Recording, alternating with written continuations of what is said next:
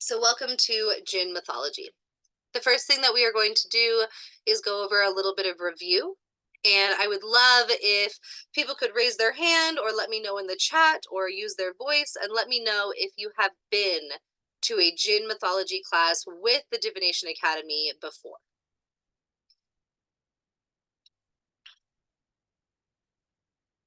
Just so I know how deep into the review to go before we kind of get started with the ritual that we are doing tonight. Okay, cool. Good to know. Thank you.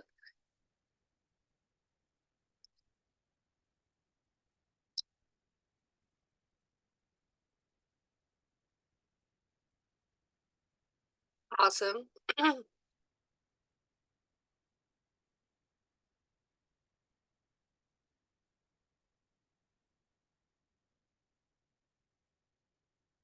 Wonderful. So it looks like we have a good mix of people who have never been before and people who have been to a class or two. And of course, we have somebody in here who has been to every single Jinn class, which I very appreciate. Hi, honey.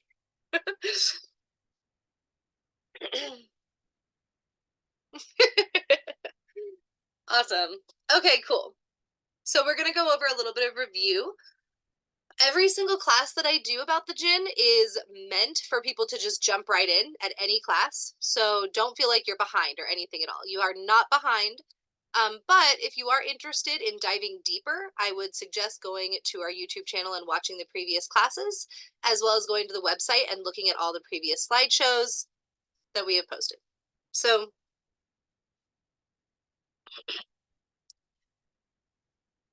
Jinn. Jinn are definitely my favorite mythological being. And I grew up with stories of the Jinn. My family is from Lebanon and Syria, and I grew up hearing stories about the Jinn.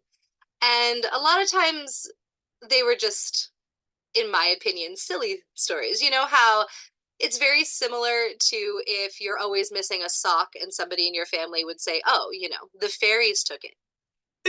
It's very similar. It was not always very deep and intense and beautiful stories about encounters that they've had with the Jinn, although sometimes it was. But a lot of times it was just silly things like that. Where if, your sock is missing, then the fairies took it. And it's very much like, oh, you know, I'm scared, if I was a little kid and I would say that I was scared of the dark, it was because I could feel the Jinn in the room. Or if we would go outside and go on a hike and we would get lost, it was because the Jinn changed our surroundings and made it so that we got lost. Jinn are shapeshifters. They are beings of flame, air, and smoke who are capable of assuming human or animal form. Not only human and animal form, but also inanimate objects. So they can shapeshift into sand and rocks and trees. They can shapeshift into temples and into giant desert structures. Something that they're most known for is existing and living in the desert. But a lot of people think that that is just because of the origin of the myth of the Jinn. But what I find to be extremely fascinating is over time, we have not yet found an actual origin of the myth of the Jinn. I fully believe in the Jinn, but I call it a myth still. I believe in many myths. But the legends and the history and the recordings of encounters with the Jinn are so old that they predate almost all other mythological beings. That does not necessarily mean that the Jinn are older than mythological beings when it comes to their myths, because, for instance, the myths throughout East Asia of the dragons. Some dragons are said to have created the universe. Therefore, obviously, they would be older than the universe, and the Jinn are not responsible for creating the universe, so they would not be as old as dragons. But when it comes to the recordings, the writings about the Jinn, the poetry about the Jinn, the documentation that we have of the existence of Jinn, those recordings and records and poetry are some of the oldest records of any mythological beings in the world. And as time goes on, we keep finding older and older and older records of the Jinn from different places all over the world. The consensus seems to be that the that Jinn mythology began and started somewhere in the Middle East. But records that are older than the ones found in places such as Iran, Lebanon, Syria, Iraq, Afghanistan, records that are older than that have been found in Egypt, North Africa, West Africa, and India. Um, and as time goes on, and as more paleontologists start researching these documentations and poetry and books written about the Jinn, and even stone tablets that have been written about the Jinn, they keep finding them in older and older places with records of them being older and older and older, and from more and more ancient civilizations. The birthplace of humankind, as most of you probably already know, is Africa, and then the birthplace of some of the most advanced human civilizations have been Egypt and the Middle East. And as far back as any human civilization goes, you can find record of the Jinn and writings about the Jinn, which I always found to be extremely fascinating. So they possess the bodily needs of human beings. And this is something that is very important because it sets them apart from many other mythological entities and beings. So, for example, if you were to do research on the Celtic Fae, the Celtic Fae love human offerings. They love to get offerings such as honey and flowers and fruit and things from nature, but they don't necessarily need human food or food that comes from the earth in order to live and survive. They also have their own realm of existence. Whereas the Jinn, they need food from the earth to survive. They will die without food. They will die without water. They need food and water, and they even feel emotions that are very similar to humans. They fall in love, they get angry and jealous and spiteful and mad, they get happy and joyful, they dance, they love, and they're even known to have sex with humans. They can even be killed as well.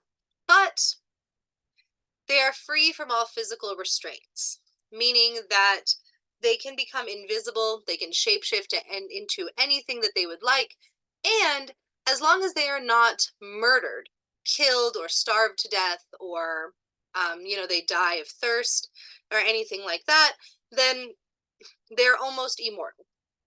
Some records say that they are completely immortal. Some records say that they live to be thousands and thousands of years old, but they can die of old age. It depends on the country of origin and the exact theology that you're reading. So, one of the most popular books that contains records of the Jinn is the 1001 Nights. And many of the stories in there are about the Jinn. One that specifically was turned into a Disney movie. So for those of you who do not know the American translation and the Americanized version of the Jinn, they in America and in the Western world, they've been kind of Americanized, and we use the word genie to talk about the Jinn. So when we talk about Jinn, we are talking about genies. But just remember that the Western world has appropriated and kind of whitewashed and just taken it very out of context. And anything that you would have seen in something like Aladdin, or any other very Western movies about a genie, um, are not very factual. It would be kind of the same thing as getting all of your Norse mythology knowledge from the Avengers. Not, it's not quite accurate, but Aladdin was was inspired by a story from 1001 Nights. They got most of the details wrong. It's not a very good representation of the story, but they did take inspiration from it, use very similar names, and a lot of very similar things happened in the book versus the story. If you are interested in reading 1001 Nights, it is on the DiviNation website. And it's free. There's a link to it on the DiviNation website for free. And it's very, very easy to find online as well. If you're looking to read the 1000, or if you're looking to read 1001 Nights, it's very accessible online. We're just doing a review, so we're going to kind of skip that. Okay. As we kind of already discussed and went over before, the exact origins of belief in jinn are not entirely clear. Some scholars of the Middle East hold that they originated as malevolent spirits residing in deserts who often took the form of animals, and others hold that they were originally pagan nature deities. Still, jinn were and are worshipped by many Arabs during the pre-Islamic period, and they are still worshipped today. Though unlike gods, jinn were not regarded as immortal, kind of like we talked about. There's many different definitions for immortal, and the jinn kind of fall into a gray category. Because if they don't starve to death, if they don't thirst to death, if they're not murdered, and if they happen to not get into any accidents and nothing bad happens to them, they could possibly live forever. But it is highly unlikely, and most jinn that you meet do end up dying. And most jinn that exist within the world do end up dying at one point.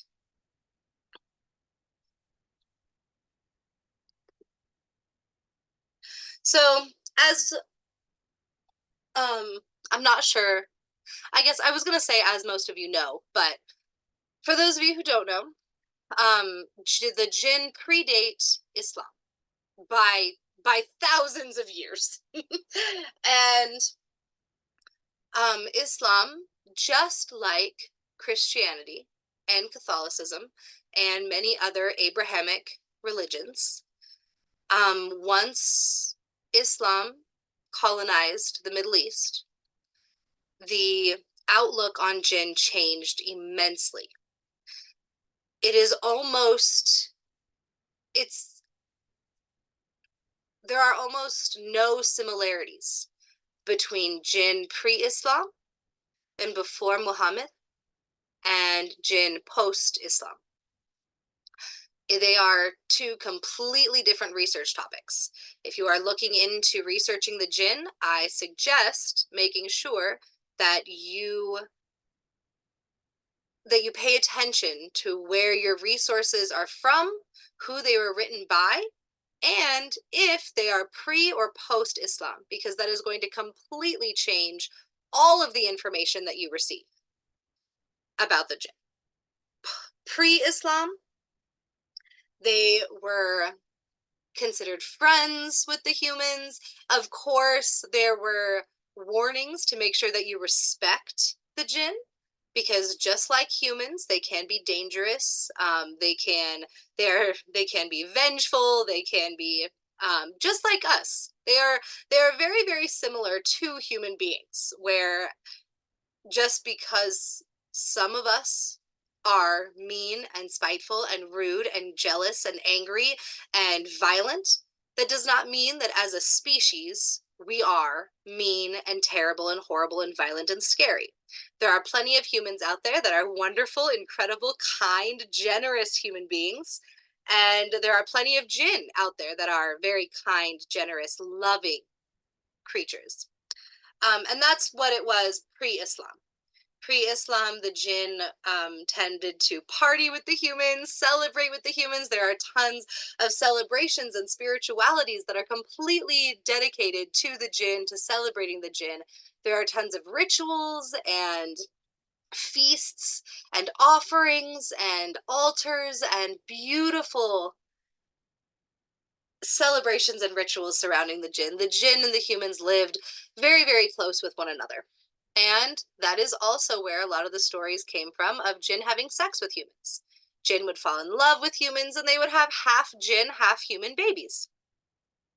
In a lot of the mythology, it's even said that if you have heritage and family who lived in the Middle East, that you have a very, very good chance of being part jinn and having jinn in your blood because of how close humans and jinn were pre-Islam. And then the story goes that Allah, when Allah was worshipped by the humans in the Middle East, that Allah asked the jinn to worship him and to become Muslim. And something that's very interesting and wonderful about the jinn is that they have their own culture. They have their own religions, they have their own societies, their own communities, and just like humans, they're not all the same religion. They're not all the same spirituality. They all have different spiritualities. They all have different cultures. They live in different parts of the world. They look different. They've got different heritage. They've got different genes, different genetic makeups. They are just as different culturally, spiritually, religiously, and aesthetically as we are. And so the jinn, one specific jinn, who is very well known now, who got the nickname Shaitan or I Shaitan, said, "No, I am not Muslim, and I will not practice Islam, and I do not believe in Allah, and I do not believe that Allah created me, and I have my own religion and my own spirituality." And a lot of the jinn followed Aishatan and said, "No." And those became known as the evil jinn post-Islam. And those became known as the jinn that were evil and that wanted to cause harm to humans. And post-Islam, after Aishaitan, you get a lot of these stories about evil jinn possessing humans and doing terrible, unspeakable, horrible things to humans, stealing their children, stealing their babies, replacing their babies with other jinn babies, and just doing really, really terrible, horrible, evil things. And you get the stories of jinn shapeshifting into human women and coercing men to their death. Then the jinn kind of turned into the followers of Satan, as it would go, but obviously not in those exact words because that is not a thing in Islam. But for those of you who would not understand the Arabic terminology, that is essentially what it was. I'm going to read the chat to see their questions.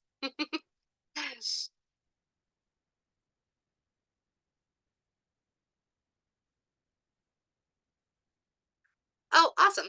Thank you so much, honey. Okay. So, jinn were said to help soothsayers. Soothsayers would be the philosophers of ancient Arabia. The philosophers, astronomers, the medicine women, medicine men, the doctors, the mathematicians, the writers and journalists and poets, those are soothsayers. And it's said that a lot of soothsayers got their information from speaking and communicating with the jinn. And they got a lot of their knowledge about medicine and about astronomy and math from the jinn. And the Middle East, especially the Arab nations, were some of the very, very first mathematicians in the world. For those of you who don't know, Arabic numerals are the numbers that you and I use every single day. The numbers 1 through 10 are Arabic numerals. Obviously, that includes every number on that we've ever discussed or talked about. Obviously, once you get into much higher up math, the numbers change from being 1 through 10. But for very standard math, that is, we use Arabic numerals for math. And um, Arabic nations were some of the very first people to create algebra. Algebra is an Arabic word, and they were the very first nations to ever create written formulas for math, to create data and numbers, and to truly treat math as something that you can become extremely proficient in, to become a mathematician. That all started in Arabic nations and in the Middle East.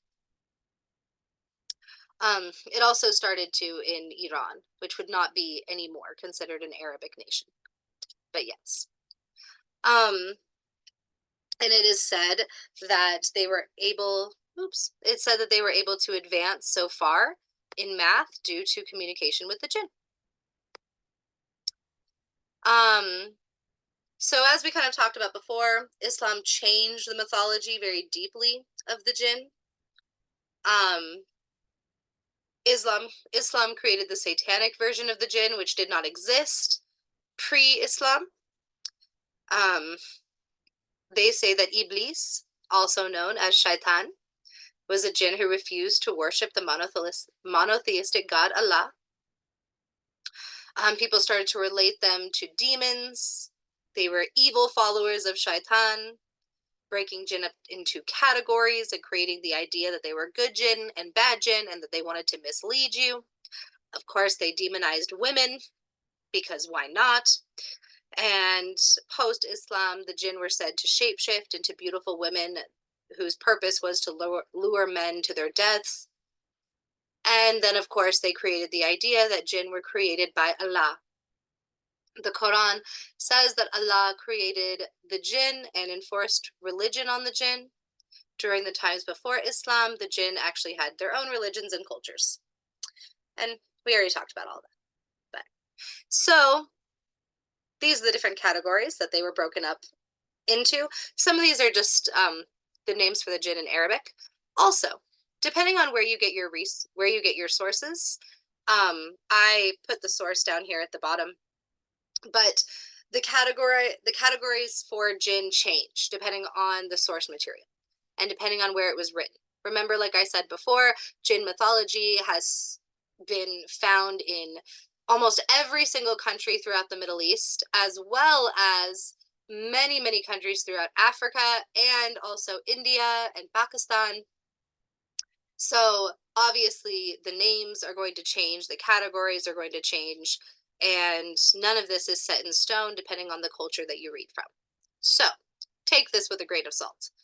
But if one is mentioning the jinn purely of themselves, so for instance, singularly, so where I use the word jinn to talk about all of the jinn, but if you're talking about one specific jinn and only that specific jinn, you would say Jinni. And then of course, if one is mentioning jinn that live among mankind, they are called Amar or Ama'ar. If one is mentioning ones that antagonize the young, and remember this is post-Islam, but they are called Arwa or Arwa'a. If one is mentioning the evil ones that antagonize humans, of course we call that Shaitan or Shaitin for plural. And if they cause more harm and become strong, they are Afrit. But You know, we already talked about it. Like I said, this is post-Islam, so it's not necessarily um, the indigenous mythology that existed thousands and thousands of years before this.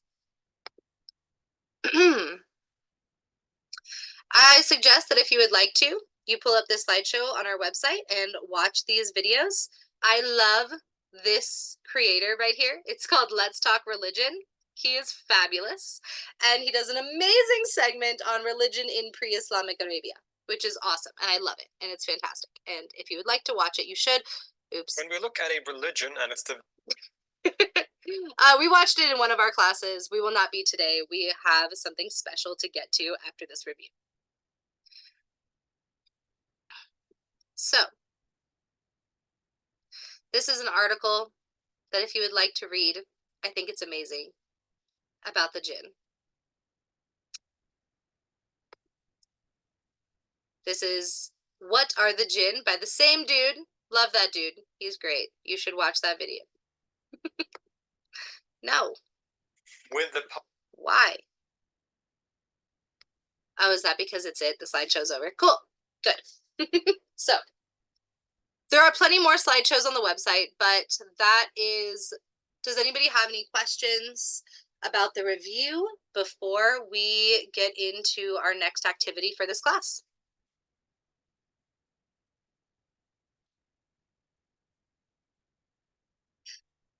Yes, honey. I was looking on the website and I can't find the Gen study guide portion. Where is that? Oh, is it not? It should be under Fae. Oh, okay. I don't know Thank why you. it got put under Fae, but it's under Fae mythology. I have to change that. By the way, for anybody, thank you for bringing that up, honey. I'm going to link you the study guide right now. It got put under Fae mythology. I think that was probably a mistake that we made a long time ago, and then it just didn't get fixed. But yeah, so if you go to Fae Magic, yeah, you have the Aziza, and then you have the introduction to Jinn mythology, and then the Jinn mythology slides, and the Jinn mythology video.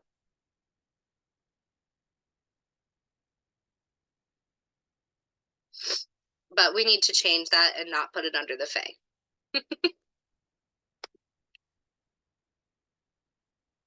Yes, here's the link. Oh, thank you, honey. Awesome. Yep, it's right there. And you know what?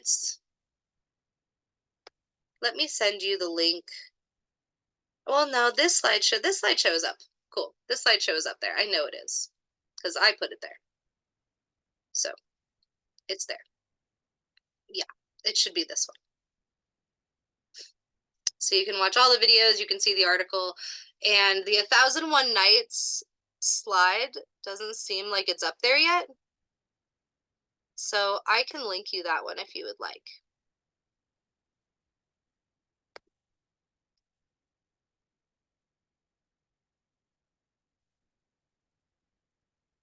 So this one was class 2. Now, something interesting that I did with class 2 is that I wanted to show off how different the Jinn were post-Islam.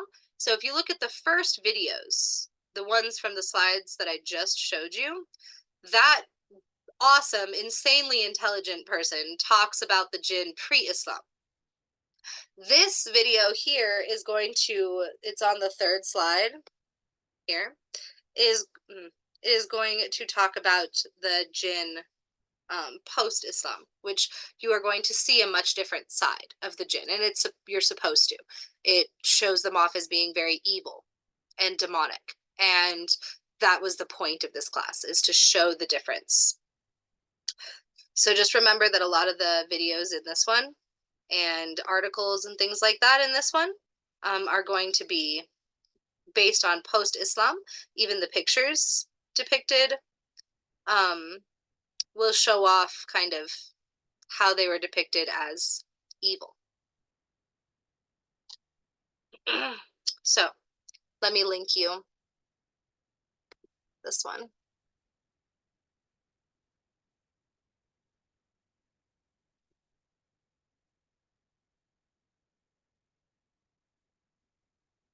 So here's this one, just in case it's not on the website yet.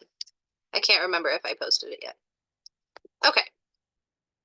Anyway, so now I'm going to kind of open it up for Q&A. We're going to stop sharing for a second.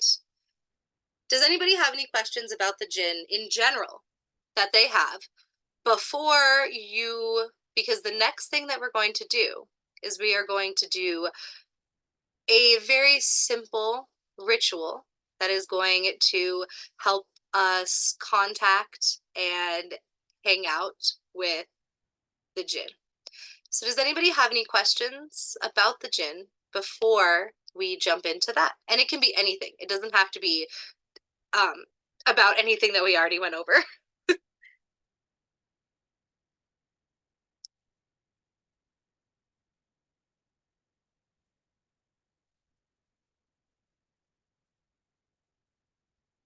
Yes, that's a great question. So, in my belief, I do not practice Islam. I am not Muslim. So my beliefs are very indigenous and they are very pre-Islamic, meaning that the way that I respect the Jinn is going to be much different than somebody who is Muslim. And that is okay. That is, that's the beauty of having different spiritualities. And I love that. But in my opinion, the way to respect the Jinn and to respect this practice is by making it known that you don't think of them as evil, that you are there just to hang out, that you're there just to talk and say hi.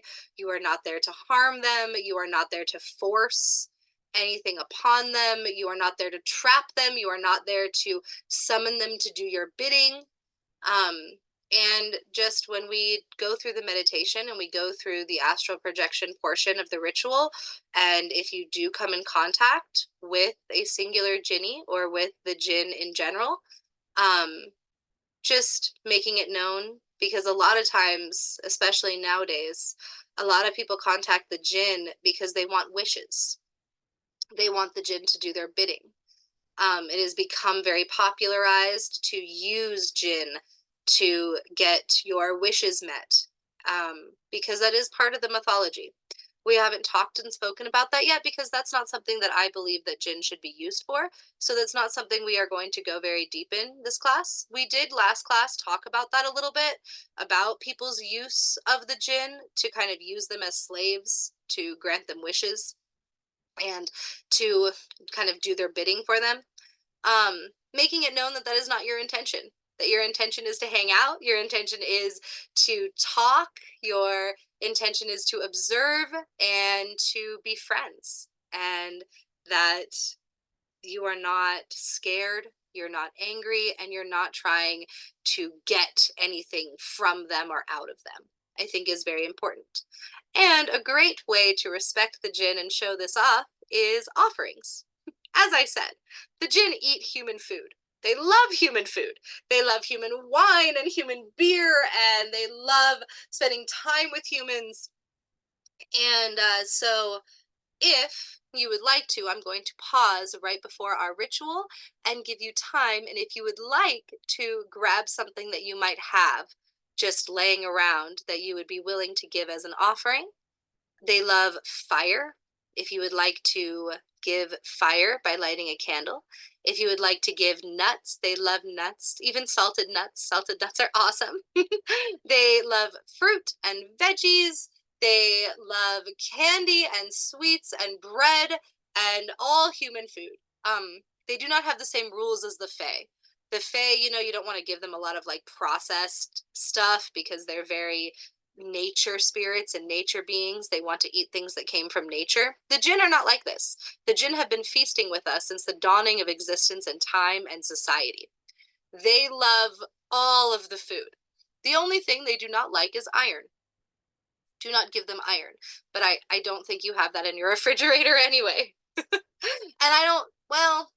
And maybe not anything that's like highly enriched with iron either. I know that sounds funny, but iron is a mineral, you know, obviously that we eat.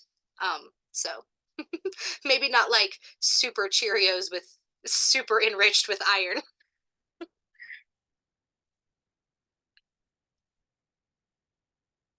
So yeah, I hope that answers your question.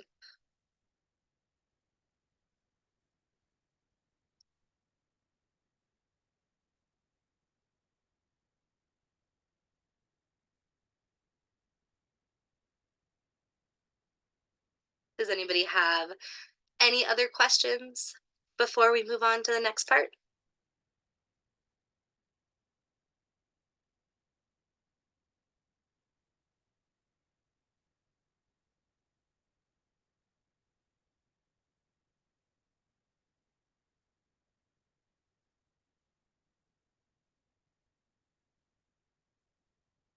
Okay.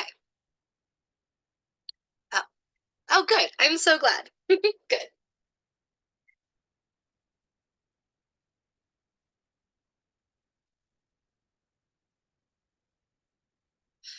I'm going to give just one more minute to make sure nobody has any questions, and then I will start explaining what we are going to do.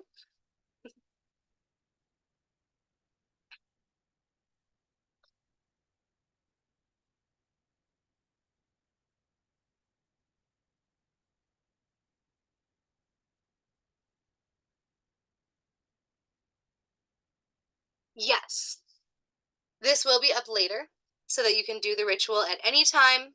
These videos all go on our YouTube channel. There's already a bunch of them on the YouTube channel. I took down the one from last class. I got a little bit worried because I showed off in Arabic. I spoke Arabic for everybody and showed off how others do the spells that I don't believe in, the spells that would give Jinn or, you know, summon Jinn to grant your wishes and things like that. And I realized that maybe I don't want that out to the public for everybody to see because I'm not trying to like harm these creatures that I love very, very dearly. So I did take that one down. I'm not sure what I'm going to do with it yet. I just kind of got scared about putting something like that out, even though I was showing off something that I don't think people should do. It could be used to do harm to the Jinn, and I didn't want that. So, of course. But yes, these videos all will be up on the YouTube channel.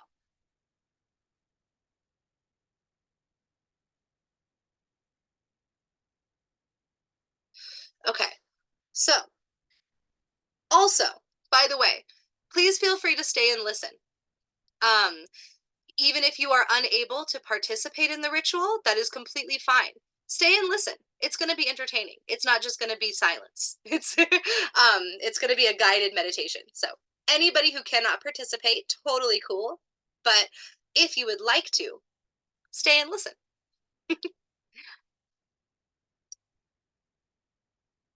So, for this portion of it, I'm going to give everybody about 5 minutes to go and grab a couple things. And if you have it, oh, thank you, honey. But if you have these things, please bring them. If you do not, that's fine. You don't need anything at all. But these things will help with your journey. And if you are actually looking to come in contact with Jinn, then these things will help immensely. The first thing is some sort of smoke or fire. If you can grab incense, if you can grab a candle, if you can grab something that you can set on fire safely, please do so.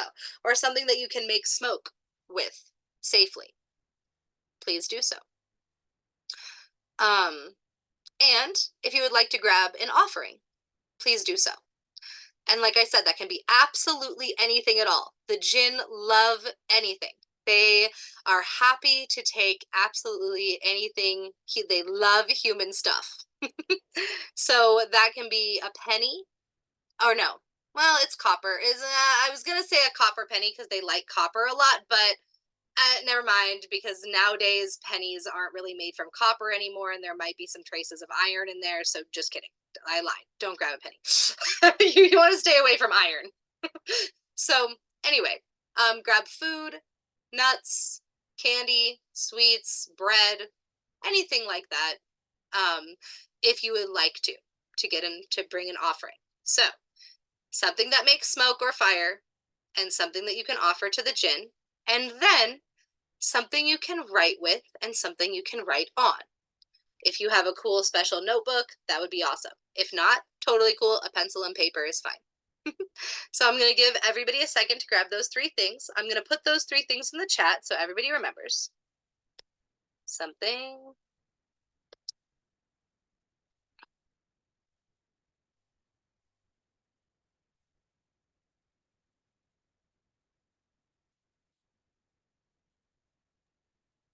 Question. Yes. The food, do we throw that away after No. we offer it, or do we eat it? Or can we eat it, I should say? No, so you will afterwards, and I will let you know this afterwards, but after you will put it outside or by the window. And Okay. when after the night is up, after you have woken up in the morning, one of two things will happen. Either one, absolutely nothing will happen. And in that case, if it's something natural, then you can put it outside. If it'll like mold and become one with the ground, like you got a piece of bread, then you can just bury it outside. If not, you can throw it away, eat it, whatever you would like. Number two, the second thing might happen. Like I said, Jinn live on this plane. There is a chance, and many recordings of it, it might be gone. They are not like the Fae. The Fae just take the essence of your offering and leave it so you can't tell that the Fae have taken it. Whereas the Jinn, they'll take it. They will take the offering in the human realm and it'll be gone the next day and disappear, meaning the Jinn have taken it. So, yeah, Okay, cool. Thank you. of course.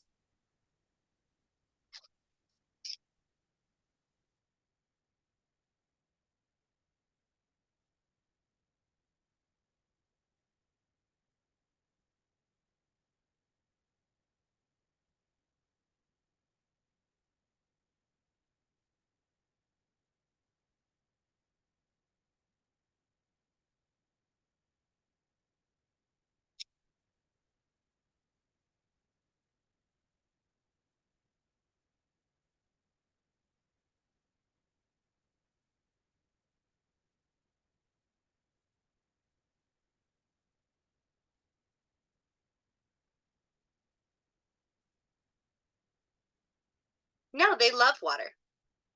Water is good. Feel free to keep the water on you or even use water as an offering. They like water.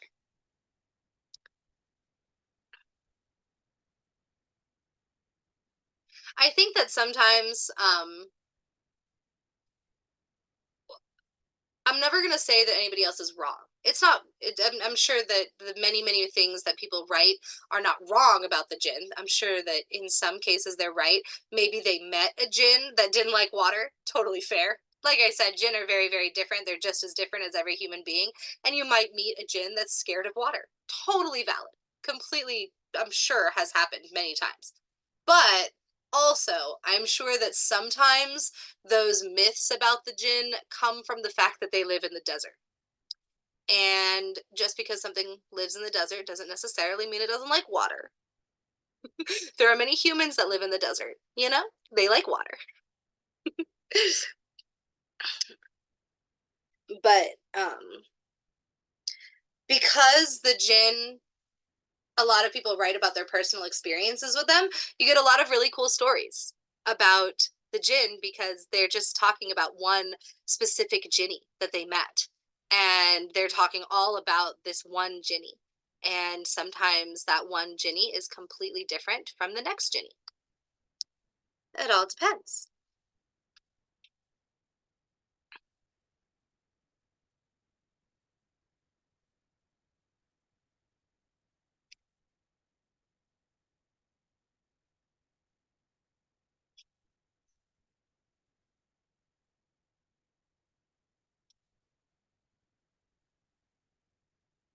I was friends with one Jinn once, or one Jinni once, who loved candy.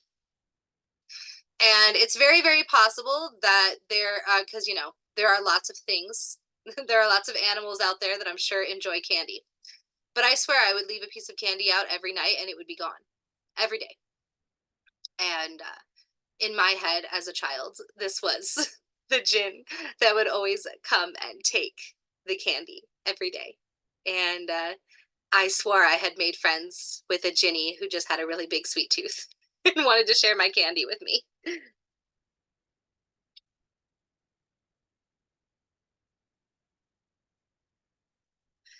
So yeah, I'm giving everyone a few minutes to grab all of those things, and then we'll get started. So probably about 2 more minutes.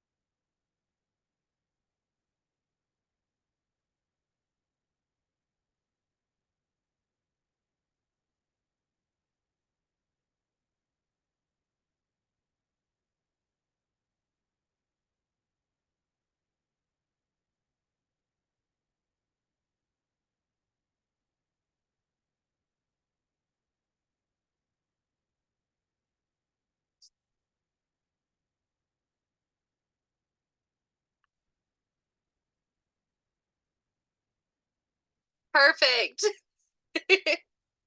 Candy is such a great offering.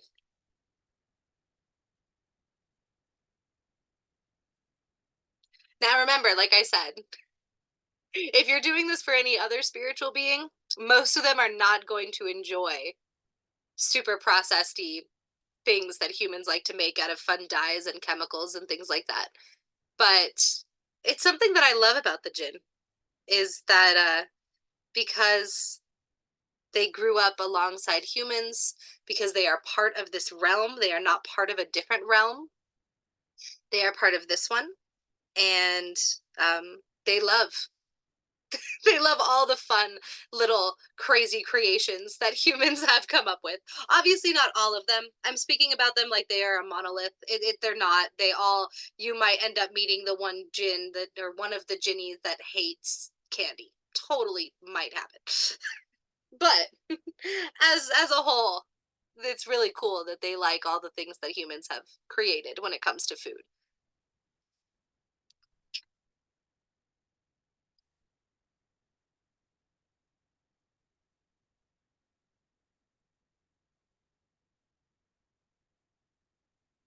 Okay.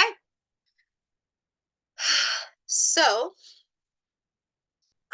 before I get started, can everybody please give me like a thumbs up in the chat or something that says they are ready to go? I don't want to start the meditation while somebody is off trying to grab their candle. So if you are ready to go, put a thumbs up in the chat, or yeah, or say all set, or just say ready, or whatever you would like.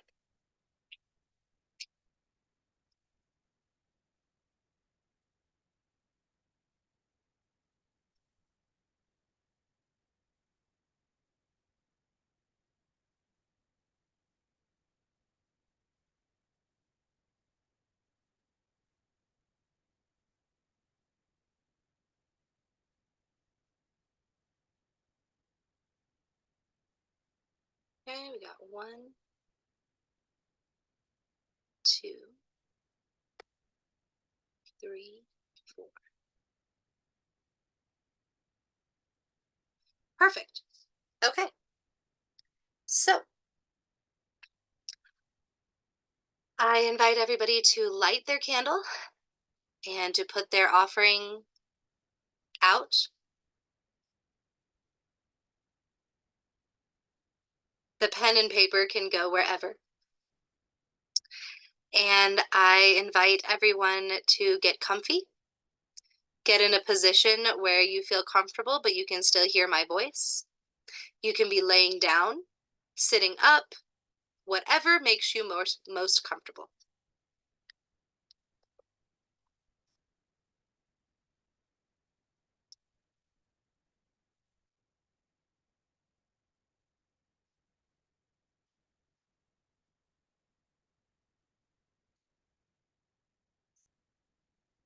And I invite you to close your eyes.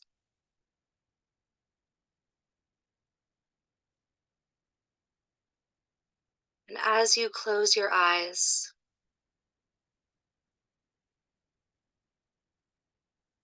a vision of a large golden temple enters your mind.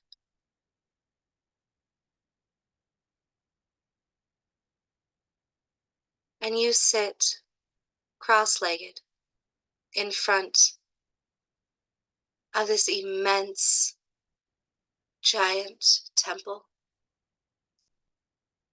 coated in gold.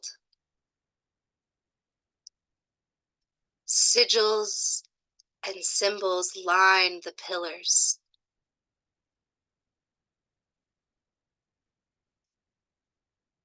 And you can hear music coming from inside the temple. You sit directly in front of the doorway. The large wooden doors are closed, tightly and locked.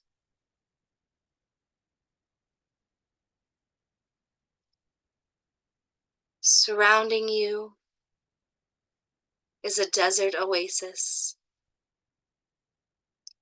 You can feel the warm, white sand underneath your hands and legs.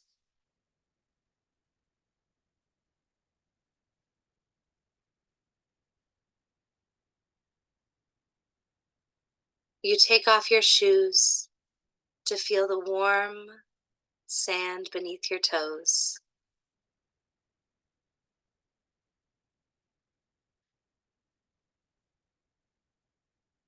The music is fast, and it makes you want to dance.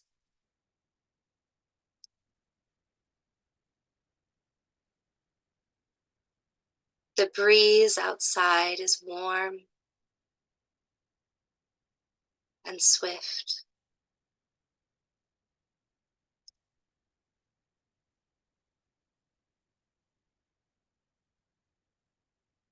There are giant trees and a water oasis with a waterfall right next to the temple.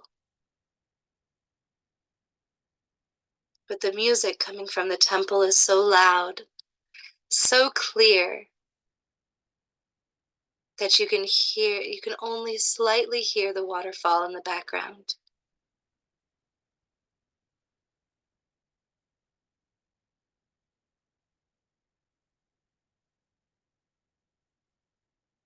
The sky is pure blue with no clouds in sight. As the sun warms your skin and heats the sand, you stare up at the giant wooden doors. You can't decide if you would like to enter. You can feel the energy coming out of the temple.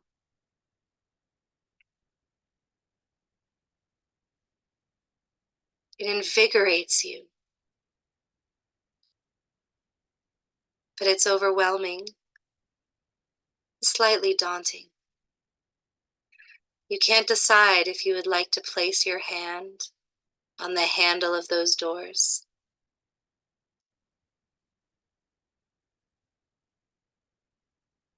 You've tried once before, a long time ago, but the doors were locked and they would not budge. So now you come and you sit by the giant wooden doors.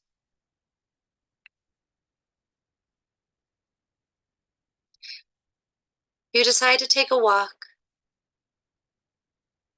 over to the waterfall.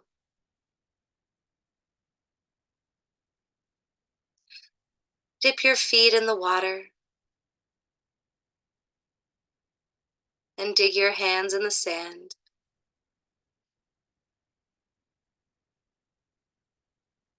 deciding whether or not you would like to open the doors.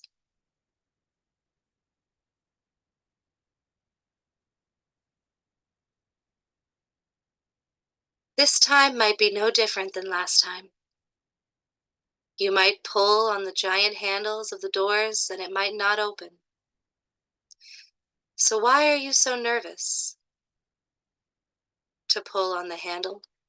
Just to test it out. Just to see if it'll open.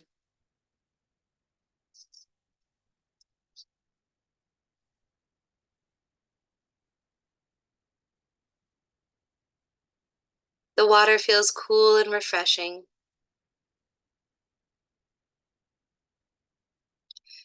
The energy of the oasis, the waterfall, the trees and the water is so different from the energy of sitting in front of the immense, giant golden temple.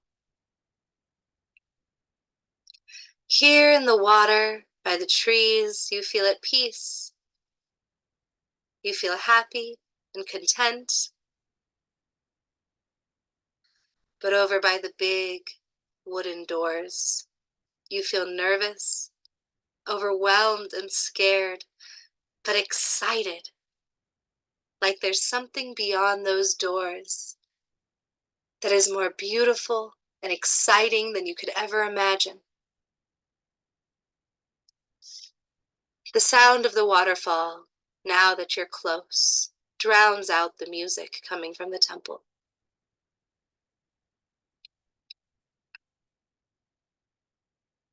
But you keep looking over your shoulder. The temple seems to glow in the sun. The symbols and sigils on the outside of the doors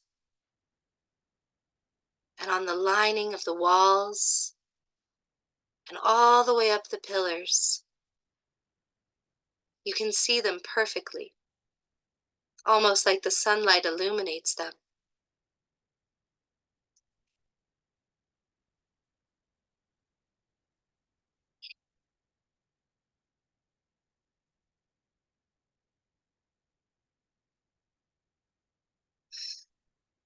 With one deep breath, you take your feet out of the water and you walk over to the temple again, creating muddy footsteps as you walk over and sit again, cross-legged in front of those giant, intimidating doors.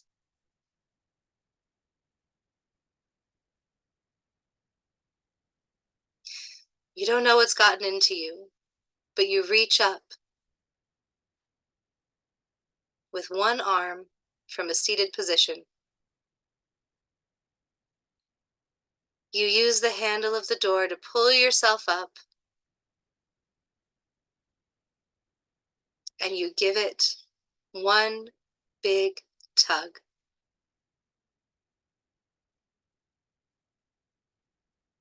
But the door does not open.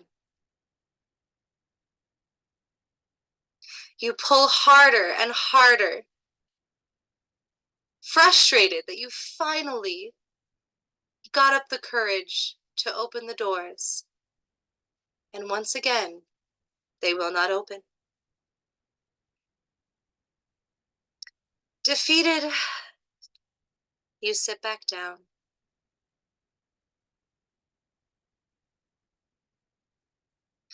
And stare up at the giant doors.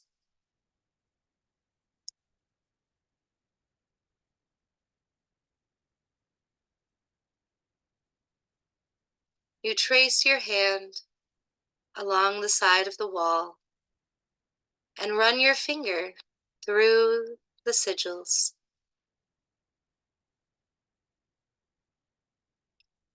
As you trace the sigil closest to the ground with your finger,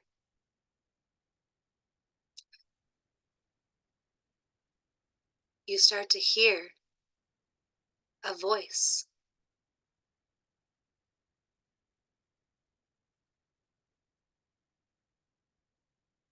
You cannot make out what the voice is saying. So you trace the sigil again, trying to hear what they had to say.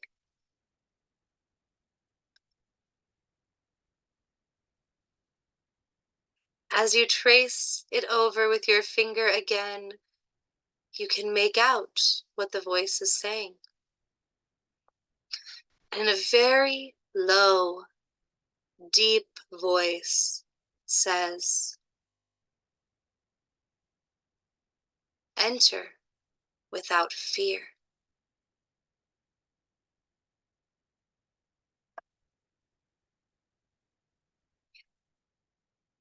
This excites you. You don't know what it means, but you move on to the next sigil to trace it with your finger to see if you will get another voice. And as you trace the next sigil with your finger,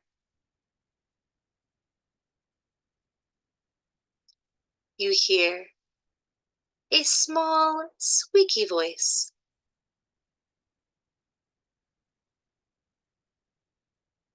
And the small, squeaky voice is hard to understand, but they keep saying the same thing over and over. And finally, after you listen closely, you hear, "Enter with gifts."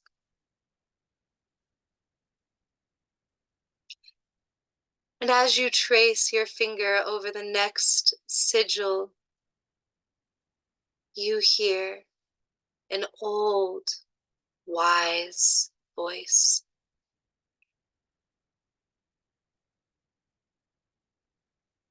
And the old, wise voice says, "Enter willingly, knowingly, and with intention."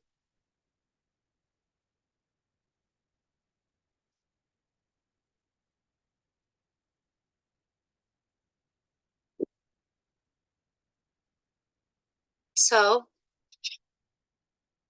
now, now you really want to get in to those big temple doors. You feel inspired. So you walk over to the oasis and you pick something. Something from the vast, beautiful waterfall and trees and greenery. You pick something beautiful to give as a gift. And you take the clear crystal water and you wash it over your face. And you wash your fear away. You stand up tall and try to shake off your intimidation, to shake off your overwhelmed feelings of entering the unknown.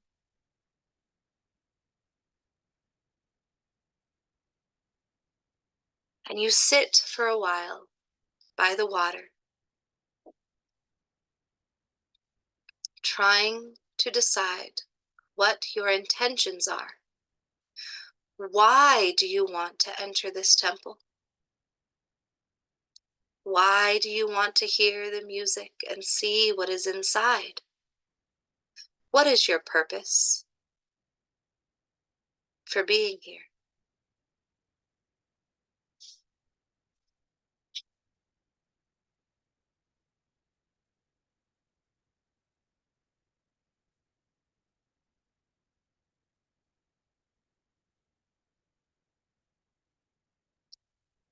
You take a stick and you dip it in the water. And you write in the sand. The water helps to make your writing bold and visible. And you write down words that express why you want to enter this temple. You hold your gift in your hands, and you fill the gift with all of your intentions and energy and why you want so deeply and so badly to enter this beautiful place that makes you so excited.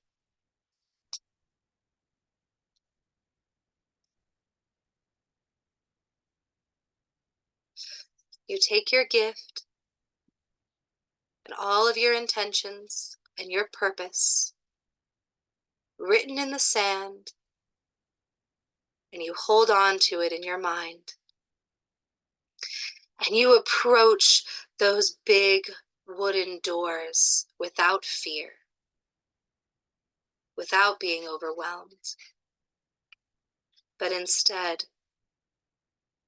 with happiness, excitement, joy, purpose, and intention.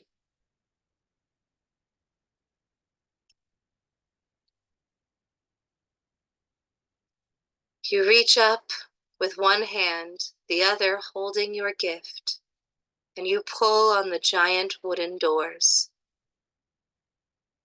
And to your shock and excitement, the door unlocks and opens. It swings open so much faster and easier than you expected. And inside is the most beautiful place you have ever seen.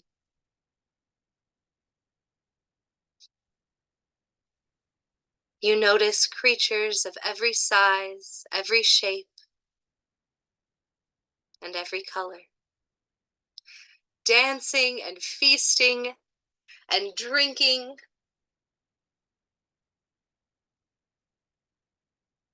They all smile and turn around and greet you at the door.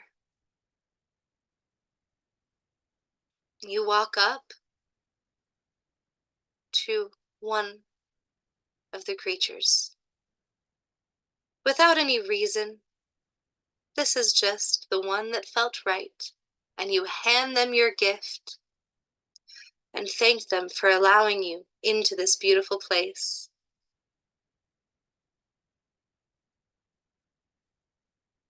There's music and laughter, dancing, love.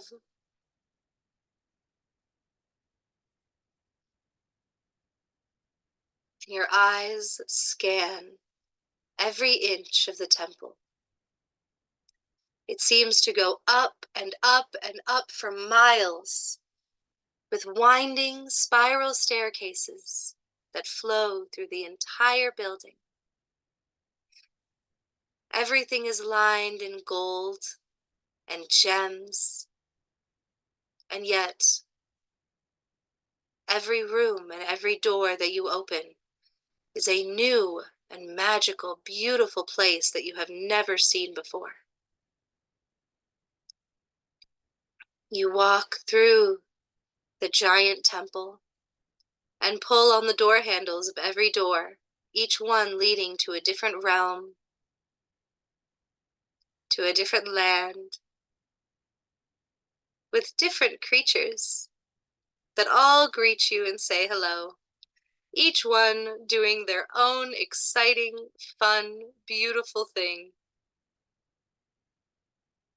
and enjoying every moment of their lives.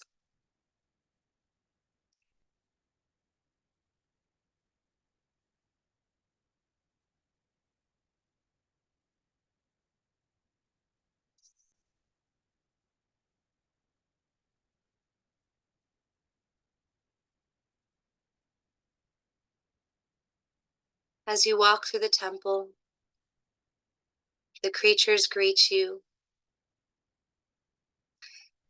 and you sit down to speak with a few of them in this little group that you found as they talk about their adventures.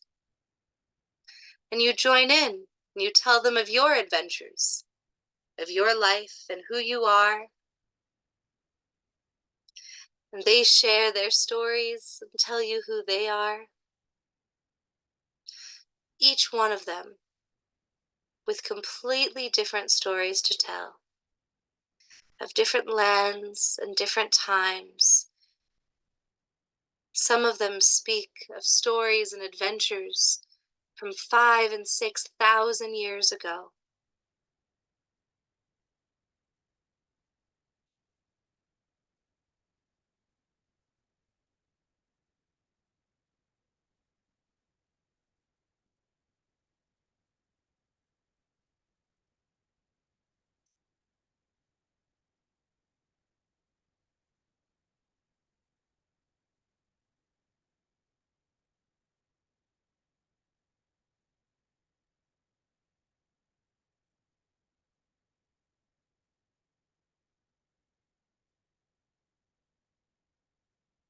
You look down at your feet, and there are animals running through the temple.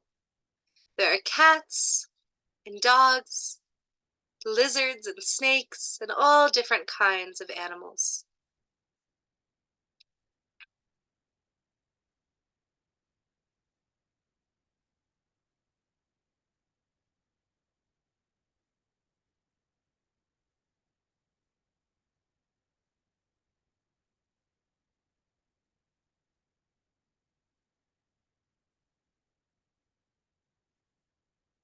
As you finish talking about your adventures together, you walk to the spiral staircase and slowly ascend up the stairs. Each level of the temple is filled with different creatures, different animals.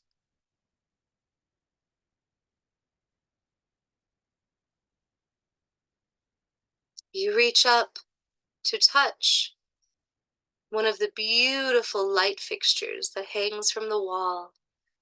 And as you touch the light fixture on the wall, 5 different creatures seem to emerge out of it, laughing and giggling and smiling and dancing.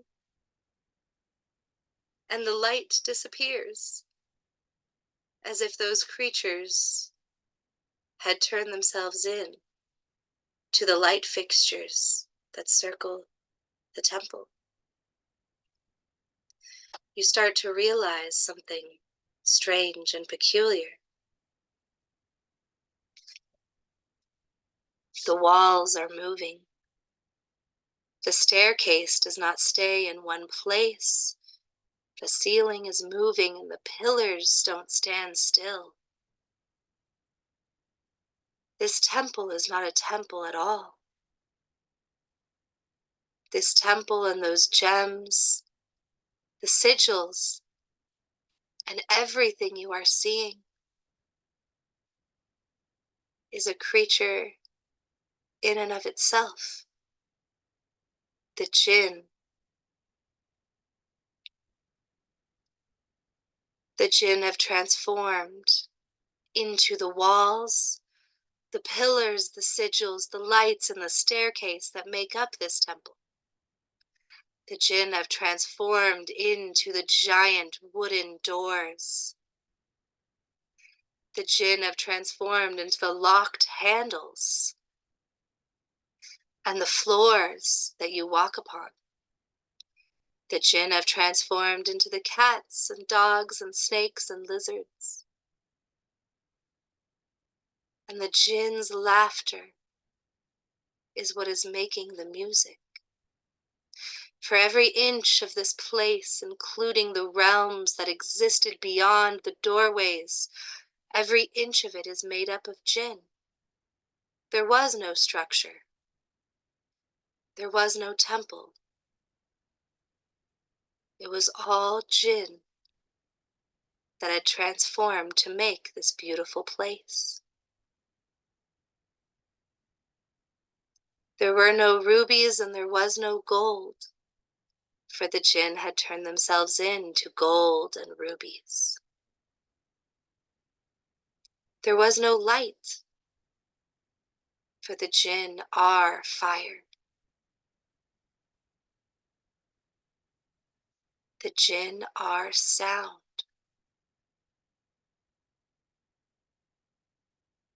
As you come to this realization, you start to feel very weird about the fact that you just sat at the table and the table was a Jinn, and you danced to the music and pet the kitties, realizing now that everything your hands have touched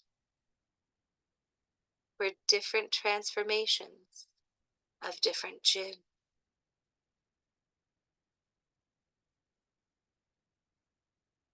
You stand in awe in the middle of this temple that the Jinn have created for themselves out of their own bodies.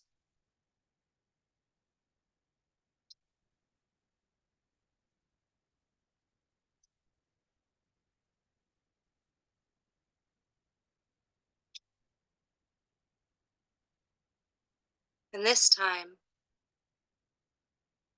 when you approach the door to leave, instead of pulling on the giant handle, knowing now that it is a Jinn that makes up the handles and the doors, instead you approach the door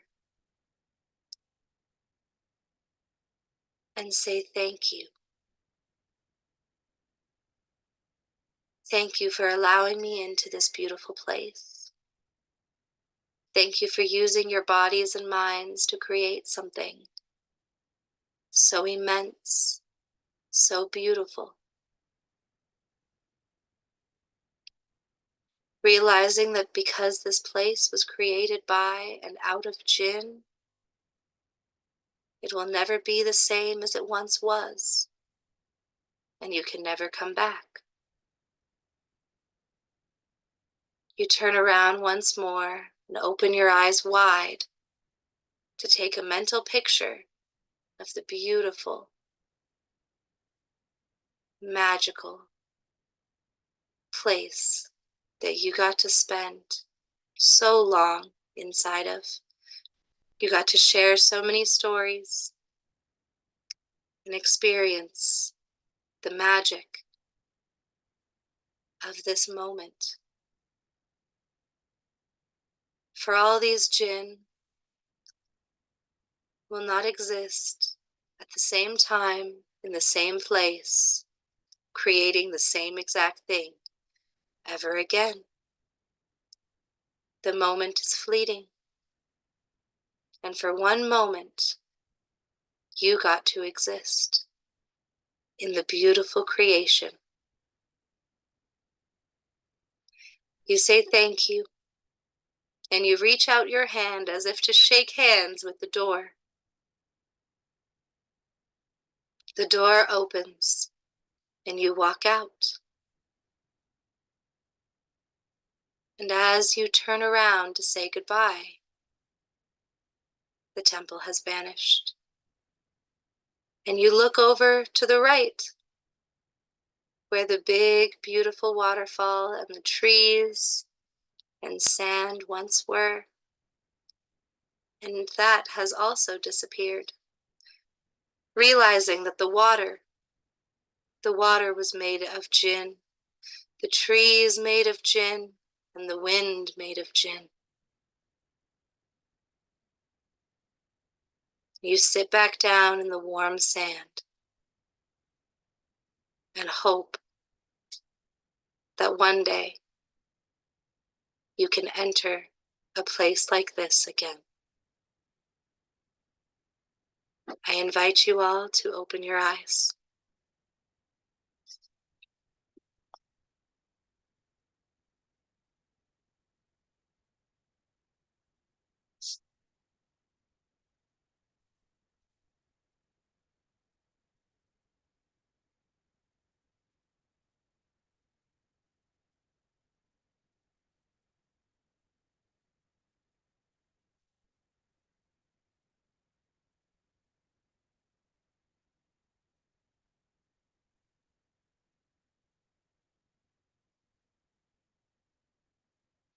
So, the next thing that I would like everybody to do uh, is pull out your pen and paper and either write or draw what you saw, what you talked about, the stories that were shared with you.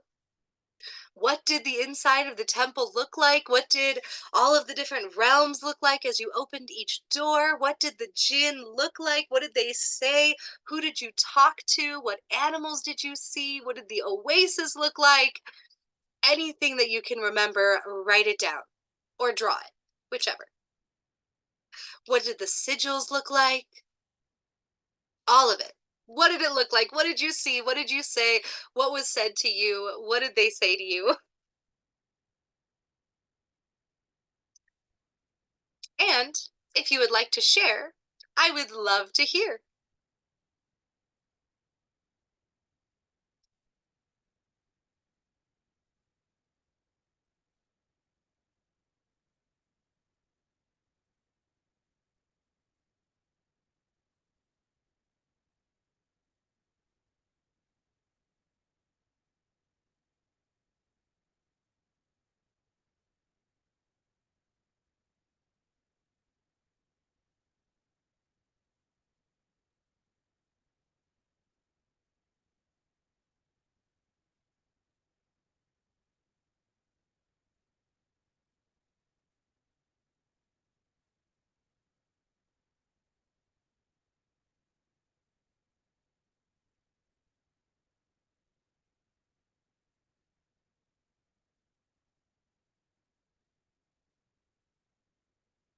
Of course. Yes, please.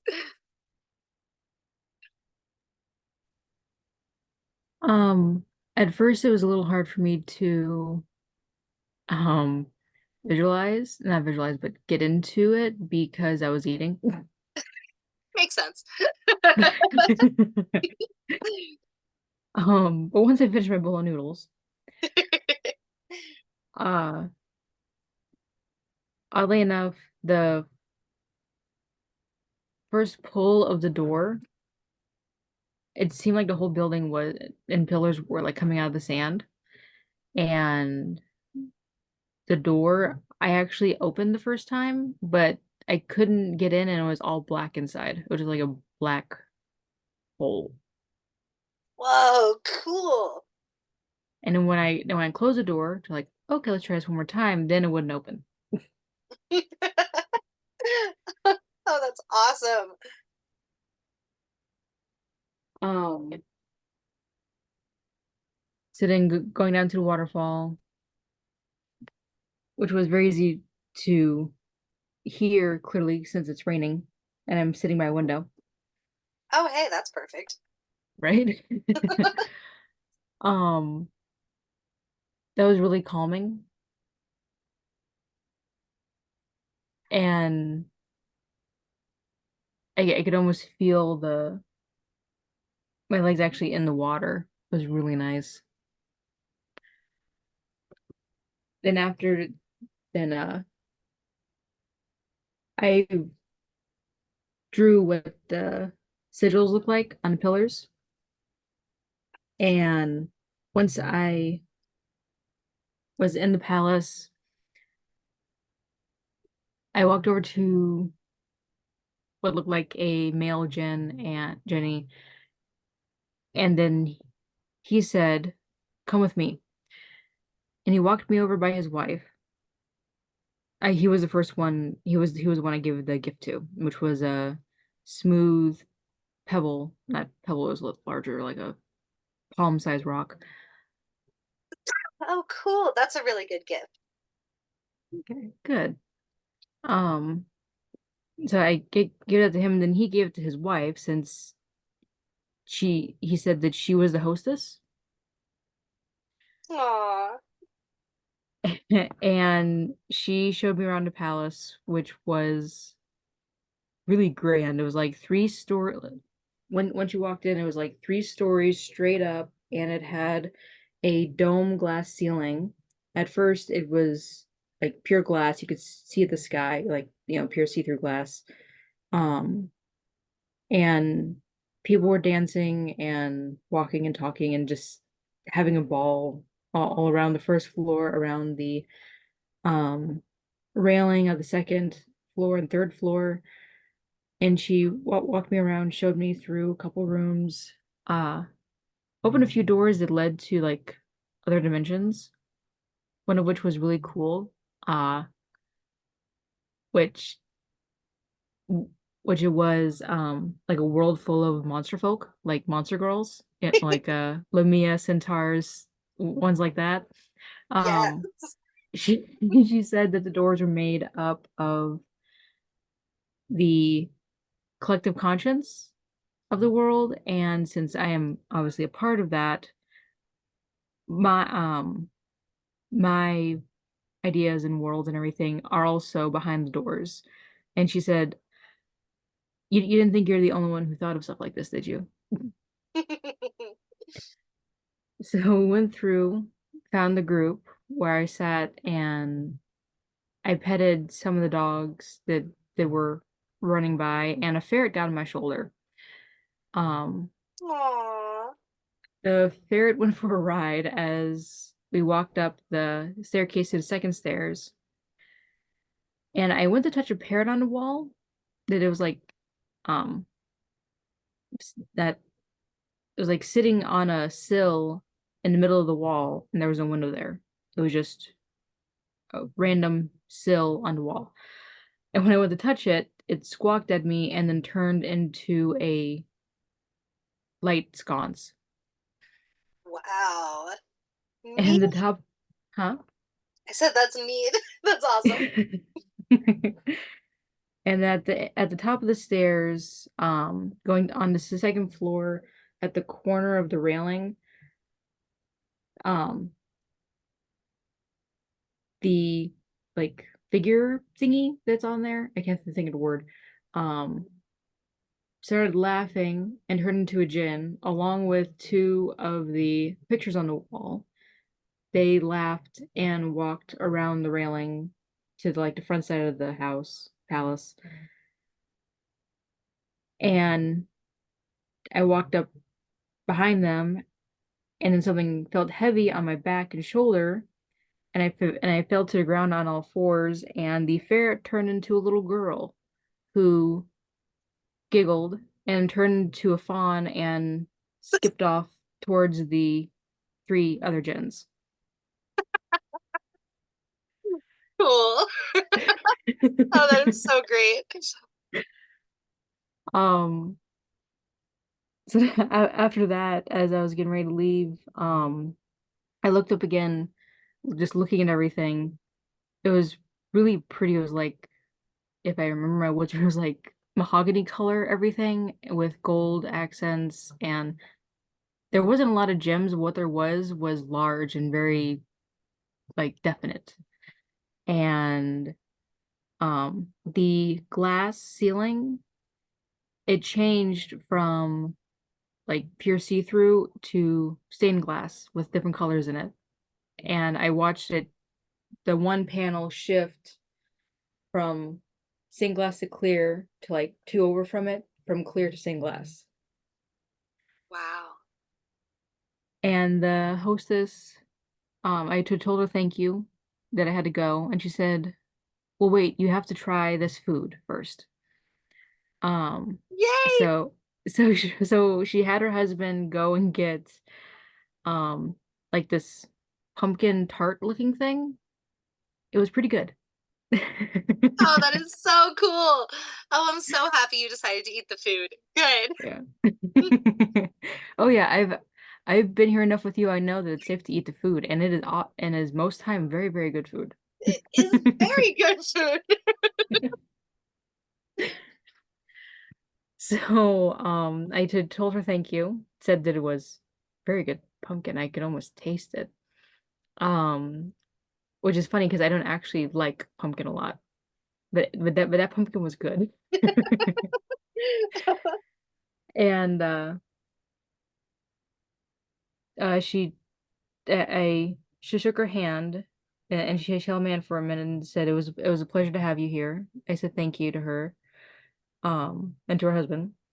And then I turned around, the door was already open, so I stepped out and again went and then like you said, when um I turned around I couldn't see the temple anymore, just sand, and even the sound of the waterfall left. Well, when I turned around to look for it, even the oasis itself wasn't there, it was just pure sand. Wow. And I sat down and here I am. Oh, that is such an amazing experience. Oh my gosh, I love it. Oh, I'm so happy that that happened. And wow, I think you really did. I think you really did meet a Jinni and his wife, and they gave you food, which is so cool. Good. It was really fun. Your meditations are always so fun and vivid. I love it. Thank you so much. That means a lot. Thank you. Of course. And thank you so much. Oh my gosh, hold on. Who was it? Wait a second. Kate. Thank you so much for sharing your experience too. That sounds amazing. And I love your description of the what I'm assuming of the man that you met or the Jinny that you met. That is so cool. He sounds very stylish.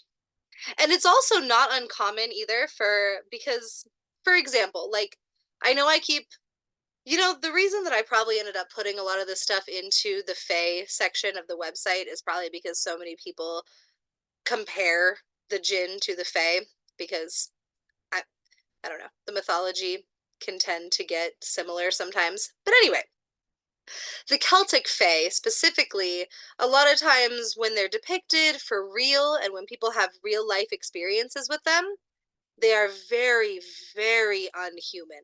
They are extremely inhuman and very from a different dimension, from a different realm. Their bodies, there's really no start or end to their bodies. They are very mystical nature spirits. And whereas the Jinn, most of the time, when people discuss and talk about their meetings with the Jinn, because they're shapeshifters and because the Jinn have been friends with humans since the dawning of human existence, you tend to find that Jinn will shapeshift into very human-like beings with very human-like clothing from actual eras of different time periods on this earth. So it's not uncommon to see a Jinn in a very dapper suit with a bow tie and a cane and things like that because they genuinely are they were around for that time period and they still are, they enjoy mimicking humans, they enjoy being with humans and around humans and wearing human clothes and things like that. It makes them happy. And so that's a very common thing to hear them wearing even westernized clothing. And so that's really, really cool that you had that experience and that the Jinny that you met was wearing that and look like that. That is so cool and very, very common. And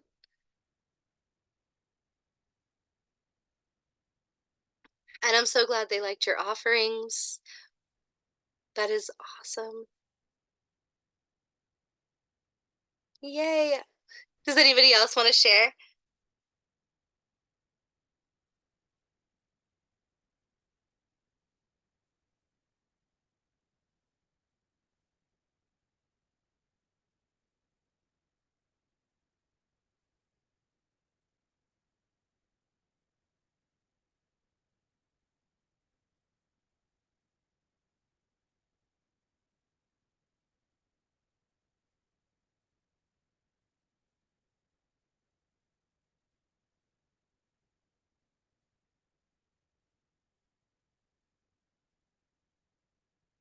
Oh, good.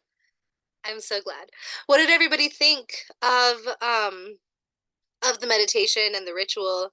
Did you enjoy it? Was it fun? Was it did you like the I don't know what to call it. the twist at the end, where everything was made of Jinn, and that the Jinn were the temple and the pillars and everything else inside and everything outside.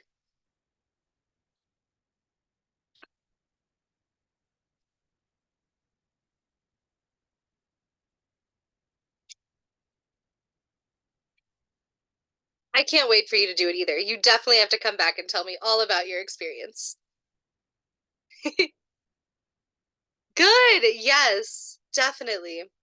And that is something that is so one of my favorite things about the Jinn is that sometimes I have to remember because I do these types of meditations a lot, even just astral projecting to try to communicate and hang out with different Jinn. Um, and something that I experienced just on my own during astral projection was realizing that the places that I was going to when I was interacting with the Jinn, they would change and shift and move. And I realized that I was not entering rooms at all, but instead I was just walking in to something that a Jinn created with its own body. Something that the Jinn in general, like it plural, created with their own bodies, and how neat of an experience that was. And a lot of times when you do this and you astral project and create rituals surrounding the Jinn, you will realize that a lot of the places that you're entering are not real places at all, but just places that the Jinn have created using their own shape-shifting bodies, because they can shapeshift into temples and into kingdoms. They can shapeshift into castles and skyscrapers and anything they want to. And so that's always a really cool experience. Thank you, honey. Awesome. Well, I'm so happy that you all enjoyed it. I really hope that if not tonight, that the next time that you do a meditation like this, that you do end up meeting and communicating with different Jinn. And it sounds like from the two stories that I heard that you already did. Yes, exactly. Like Atlantis could totally just be the sea Jinn creating temples out of their own bodies and a whole world out of their own bodies. And it's actually very interesting to think too, because like if that's something that, if the Jinn are real and this is something that they are capable of doing, then how many structures in the world were just the bodies of Jinn, which is kind of a cool thing to think about. um, that this different structures, different kingdoms, different castles, different things that we have seen throughout history, they were just shape-shifting Jinn. And I like to think about that. That's always cool. But yeah, it sounds like from your experiences that you really did meet real Jinn and that you got the chance to speak and talk and communicate with them. And you got the chance also to have an experience with them that was beautiful and fun and exciting and lighthearted and welcoming, um, which is very different sometimes than a lot of the stories that you'll hear in modern day about the Jinn, and specifically due to a lot of the demonization that has happened around them. And part of my decolonizing journey is remembering that there was a time before the Jinn were demonized and getting to experience them without the demonization and the misunderstanding that we have with our relationship with the Jinn, I think is very important. So I hope you all do this again on your own, and I hope that I see you in class next time for our next class about the Jinn, where we will dive deeper into the history and mythology and learning a lot more about their culture, their spiritualities, and just about the Jinn in general and different myths and stories surrounding the Jinn. And we will work harder on our astral projection. And instead of just having guided meditations, we are going to start digging deeper into spells and into different astral projection rituals and much more advanced ways of communicating with the Jinn rather than just guided meditation. So, I hope to see you next time. I'm going to stop the recording.